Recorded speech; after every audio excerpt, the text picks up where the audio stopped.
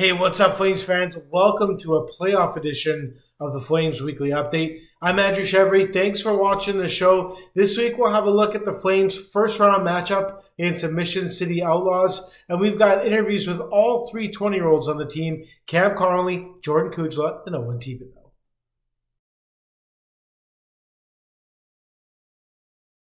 The Flames are set to take on the Mission City Outlaws in the first round of the PJHL playoffs. The Flames finished the regular season as the second seed in the Harold Britton Conference with 65 points, 9 points up on the Mission City Outlaws, who of course finished third overall. The Outlaws pulled away from the Chilliwack Jets down the home stretch of the regular season. They won 8 of their last 10, including 2 wins over the Flames. The regular season series was split right down the middle, 2 games apiece, with the Flames taking the first 2 games and the Outlaws taking the last 2, but the Flames did outscore the Outlaws 15-10 through 4 games. 20-year-old captain Chase Newman led the team with 20 goals and 42 assists this season, but it was Caden Carciolo who had a significant impact on the team's performance as the season came to an end. He had 7 points in the last 5 games, including a goal and 2 assists in a 5-3 win over the Flames at the MLC on February the 4th. Rowan Zapasaki was another key contributor in the back half of the season for the Outlaws. Zapasaki had 6 goals and 13 assists in 20 games with the Cowichan Valley Kraken before putting up 12 points in 11 games with the Mission City Outlaws. Special teams, of course, may be a factor in this series. The Flames had the top power play in the PJHL through the regular season with a 29.7 success rate, but the Outlaws had the second best PK in the PJHL. Their success rate on the PK was 83.2% and had the second fewest power play goals surrendered with 34. Now, I've mentioned it before, but I'll say it again. This Outlaws team has 12 20-year-olds, so age and experience may factor in, but the Flames certainly have the edge when it comes to goal scoring. They posted 211 goals in the regular season, which is 31 more goals than the Outlaws could muster through 48 regular season games. Theo Koshin, of course, when we're talking about Flames goal scoring, got to bring up Theo. He was a big part of their success. He scored 39 goals in the regular season, 7 of which were game winners. But it was Jordan Kujala who produced on the power play and led the league, in fact, in power play goals. The Flames finished the regular season strong, and Zach LaGrange was a key part of that push. He had 11 points in the last 6 games of the season, including a 4-point night against the Trappers at the Cam on February the 10th. Brian Dale, Brendan Chabot, Cole Moffat, and Carson Garno all suited up for the Flames at one point in their PJHL careers, and the Outlaws have 6 players from the Ridge Meadows area. Lots of familiar faces and scores to be settled. This will no doubt be a Britton Conference battle for the ages. Don't miss it. The series will kick off on Wednesday, February the 22nd at the Cam. This one's an 8:15 p.m. puck drop, and Game 2 will go February 24th in the Flames' regular time slot at 7:30 on Friday night. Come out and cram the Cam, as they say. Let's get a good crowd out to cheer on the boys. If you can't make it out to the rink, I'll have the call for you for both games on hockeytv.com.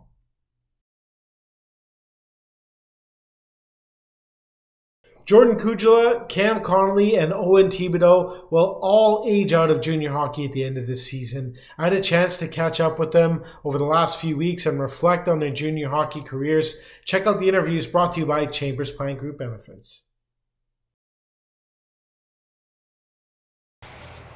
All right, I'm pleased to be joined by Flames captain Jordan Kujala. Jordan, it's your final PJHL season, your final year of eligibility in the PJHL. So I want to take a trip down memory lane with you. Your first game in the PJHL, December the 22nd, 2018. What do you remember from that game? Well, I do remember getting a penalty, and I think it was a tripping penalty. I don't know. I don't think it was a very good penalty, but I remember that, and I actually remember having a few chances to score, but unfortunately it didn't happen. It wasn't my night. But yeah, and I remember just the atmosphere. It was a lot different than playing a midget hockey game or a bantam, So yeah, no, it was a great experience though. You've played 5 seasons in the PJHL. Looking back on your career, what do you value most about the time that you've spent in this league? Definitely the time with the boys. I mean, being in a room with those guys. I mean, it's a bit of a different team every year, obviously, but a few guys stay, a few guys go, and you get a bond that you can't really find anywhere else, I feel. So definitely just the stories and hanging out with the guys and being around that atmosphere. That's probably what it would be for me. You know, you came up through the Ridge Meadows Minor Hockey Association. What does it mean to you to finish your career, start your career with the Flames, and finish your career here with wearing a Flames jersey? It means a lot to me, especially because it's my hometown, right? Like, I grew up here, grew up playing minor hockey, as you said, and yeah, I mean, it's a great organization. They do a very good job of taking care of us all the way up from Andrew, the owner, Scott, the owner, and Beaner does a great job. The coaching staff, it's all phenomenal here. So, I mean, yeah, definitely. Looking back on your career, is there another barn, another rink you like to go into, and where do you most enjoy getting a W aside from the Cam? Well, the Cam is certainly one of my favorite places, but at this specific time, Mission's Arena in a couple weeks, so that'll be my favorite time. Any advice for aspiring young hockey players who have their eye on a successful career in the PJHL? Yeah, I mean, like, I don't know. I'm not much of a children's speaker, but I believe that if a kid loves the game, then he can take it as far as he wants, right? Like, whether it's PJHL, whether it's the BCHL. I mean, if he grows up loving the game and he's willing to put in the work, then he's capable of going as far as his ability will bring him, and he gets his ability from the work that he puts in. So I mean, that, and when you're 15, 16, AP with the Flames. Nice. We talked about your time coming up through the Minor Hockey Association and with the Flames. What did it mean to wear the C this year, you know, for you in your development as a hockey player and as a person? Well, it meant a lot to me, honestly, because I haven't worn a letter in a while. I think the last time I wore a letter was maybe in bantam or midget in lacrosse or something. But I mean, it's obviously a tremendous honor and a tremendous responsibility, and I'm glad that our coaching staff and our owners saw me fit as that guy, and I do my best to lead these guys the way I believe is true every day. And yeah, it's a tremendous honor, and I'm proud to wear it. Jordan, it's been a pleasure watching you play over the last 5 seasons, and thanks for doing this. Thank you, Andrew. Cheers. All right, folks, I'm here with Flames goaltender Cam Connolly. Cam, thanks for doing this. No problem, thank you. You know, you're one of 3 20-year-olds that are, you know, aging out of junior hockey this year with the Flames. Talk about what the experience was like as a 20-year-old and a leader in this room this year as opposed to years past. Yeah, it was weird, you know, because we always had Amsler, Denny, and Tish, you know, the last 2 years of my team. And it's weird stepping into that leadership role. I mean, I didn't have a letter, obviously I'm a goalie, but like still in the room, you're still a leader in there. Guys look to you, you got to help them. Just obviously, like the younger guys, they'll get down, and you just have to try and pick them up because you've been there and you know what it's like. Your first PJHL game, November 1st, 2020, a 2-0 win over the White Rock Whalers. What do you remember about that game? All right, I'm here with Flames goaltender Cameron Connolly. Cameron, a big 2-0 win over the White Rock Whalers tonight. Your thoughts on your team's performance tonight? Yeah, they played really good in front of me. The D-men, they cleared out the lanes in front of me really well. I could see the puck really well, blocked lots of shots. Got to give a lot of the credit to them. How does it feel to get your first win and first career shutout tonight here against the Whalers? Feels good, get off my back, and my first career start. And so, I don't know, I feel pretty good, but I got to give credit to the defensemen. They did it, most of it. Looking forward to Surrey on Thursday night. What's the key to success there? You know, I can't take them lightly. You just got to play our game. If we play our game, then we'll win, as we saw tonight. Cameron, congrats and thanks for doing this. Thank you. I remember that was the COVID year, and I remember I always do my hand-eye for the game, but the freaking rink guy didn't let me do my hand-eye. He kicked me back in the room, so I'm already just so nervous, and then I can't even do my pregame warm-up. I was just like pooling in sweat. I was just so nervous. I went out there, made the first few saves. I was like, oh, it's not that bad. And then I went out there, got the win, got the shutout. My first career game, first career win, first career shutout. It was such a fun experience. You know, looking back over your career, what do you think you'll remember most about your time with the Flames and your time in the PJHL? I think I'll remember a lot of the friendships I made. I mean, last year's team, we were such a tight-knit group. Like, I still talk to so many guys on that team. And even this year, like this year's team, is just, we're still so close. I mean, we're gearing up for our playoff run right now, but I'm sure I'll talk to these guys for the rest of my life. Like Amsler, Denny, I already mentioned. Kuj, I'm going to talk to for the rest of my life. LaGrange, I'm really close with. So just all those guys, Now, how's your time in the PJHL with the Flames improved in terms of your development as a goaltender? Oh, it is. I've improved so much since I came in. I remember working with Skapski my first 2 years, and then working with Jeff this year. Blainer's a big help. Blainer always has my back, and it's just, they've helped me improve so much. I mean, practicing all the time, video sessions, all that stuff. It's really helped me. All 57 games that you played in the PJHL, you played in the Flames uniform.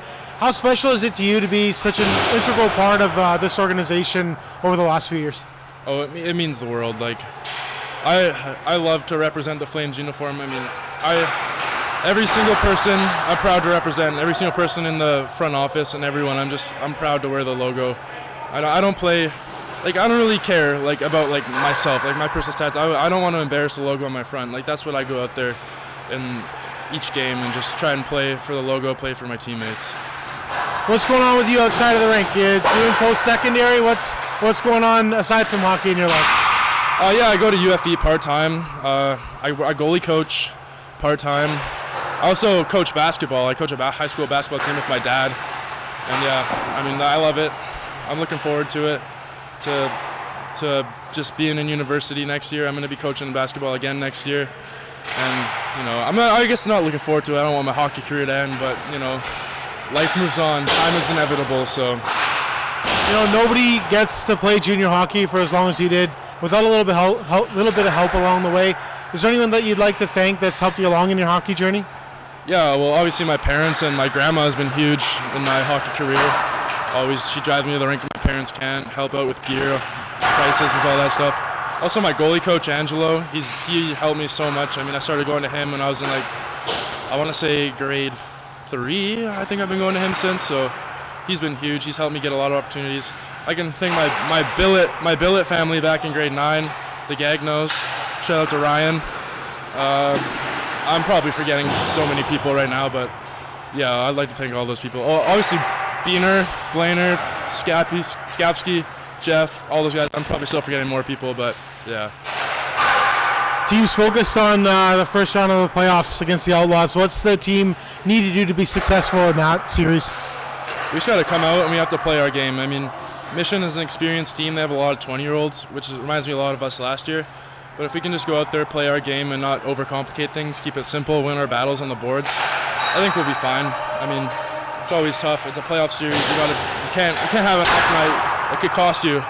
Off night could cost you. So just got to go out there and just play our game, and hopefully we'll walk away with the series win. Cam, it's been a pleasure watching you play over the seasons, and thanks for doing this. Well, thank you. Thanks for all the work you put into. Cheers. All right, folks, I'm pleased to be joined by Owen Thibodeau. Owen, thanks for doing this. Yeah, thank you for having me. Why don't you start by telling us where you're from and where you played your minor hockey? I played minor hockey in Cloverdale, and that's where I grew up. Played from hockey 4 all the way to midget, and last few years in midget I was playing under Brian Gamble in midget A1, so yeah. You played most of your career with the White Rock Whalers. Talk about what it was like when you found out you were acquired by the Flames earlier this year. I was thrilled. Since before I played my first junior game, Ridge has always been a destination that I wanted to be at. And, it comes full circle. I skated with them for a while before I ever went to Surrey. And I knew what a great organization it was, and run by Derek. It was really well run. So, I was thrilled because I knew what I was coming into. So, yeah. You guys went to the PJHL Finals against the Langley Choppers last season. Talk about what that experience was like for you and your development as a hockey player. Did a lot, actually. Every game you have to be on the ball. The intensity is high. It's like if you're not working hard, or if you make one little mistake, that could change the entire series. So you're dialed in every single game and the whole day before that. So it's really prepared me for all the other games that I played, and yeah. Your first game in the PJHL, October 21st, 2020, Surrey Knights versus the Aldergrove Kodiaks. What do you remember from that game? A lot of goals, not too many for us, but it's pretty overwhelming, to be honest, but it was a good experience. You know, you learn how to deal with things like that, and coming into a better team, you appreciate it more. But yeah, I got a lot of ice as a rookie there, and it wasn't easy ice, but it was really developmental. So yeah. With a few PJHL seasons in the rear view, what do you think you'll remember most about your time in the PJHL? A lot of the guys that I met have been on 3 teams. So, well, actually, I was in Delta for a bit, never played a game, but I met a lot of guys, and every guy's great, and all the coaches that I met are great, and everybody's got their own character, and it sort of helps build your character, and yeah, just a lot of networking that helps build your own character. Yeah. Do you have a favorite NHL player? I'm gonna say Arbor Chikai, if that's how you say it. He's very well rounded, I think, and he had a pretty adverse path to NHL, so a guy like that, it's hard to not like. When you're not at the rink, what do you do? Hobbies? How do you fill your spare time? Studying a lot, and then we just adopted a dog, so I'm walking him pretty often. And then I paint on the side. I do house painting work, so yeah, just a mix of those things, but mostly studying. Yeah. And you're studying at SFU, correct? Yeah. What are yeah. you studying? Criminology. Yeah. Stuff. Nobody plays junior hockey without a little bit of help along the way. Is there anyone that you'd like to thank that's helped you along in your hockey journey? Yeah, for sure. I think my parents, first and foremost, like they spent a lot of money, time, even younger, driving me to the rink. But like, especially now, like it's not cheap to play junior hockey, junior B. And the amount of teams I've played on and the transitions, they're always supporting me and giving me advice, and yeah. Oh, it's been a pleasure watching you play over the years and this season with the Flames, and thanks for doing this. Thank you for having me. That's it for the show this week, folks. Hope you enjoyed it. We'll be back next week with playoff highlights. I'm Andrew Chevry. Talk to you next week on the Flames Weekly Update.